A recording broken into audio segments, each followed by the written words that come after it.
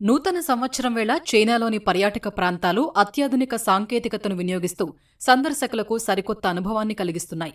Augmented reality, robotics వంటి టెక్నాలజీలతో China పర్యాటకులకు అద్భుతమైన జ్ఞాపకాల్ని మిగులుస్తోంది.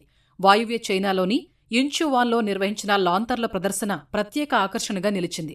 ఇక్కడ 14 మీటర్ల పొడవుతో ఏర్పాటు చేసిన భారీ స్వర్గపు గుర్రం ఆకృతి చూపరుల్ని ఆకట్టుకుంటోంది. సెన్సార్ల సహాయంతో పనిచేసే ఈ గుర్రం పర్యాటకులు సమీపించగానే కాళ్లు, రెక్కలను కదిపే విధంగా ఏర్పాటు చేశారు.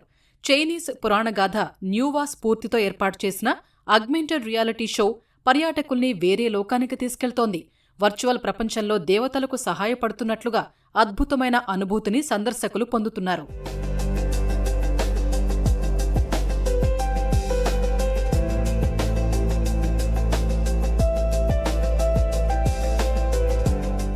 తూర్పు చైనాలోని సుజౌ నగరంలో పర్యాటకుల్ని రోబోలు ఆహ్వానం పలకటం అక్కడ అందరి దృష్టిని ఆకర్షించింది.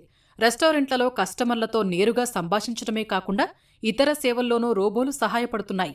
దీనివల్ల ఎక్కువసేపు రెస్టారెంట్లలో వేచి ఉండాల్సిన అవసరం లేకుండా పనులు వేగంగా జరుగుతున్నాయని పర్యాటకులు హర్షం వ్యక్తం చేస్తున్నారు.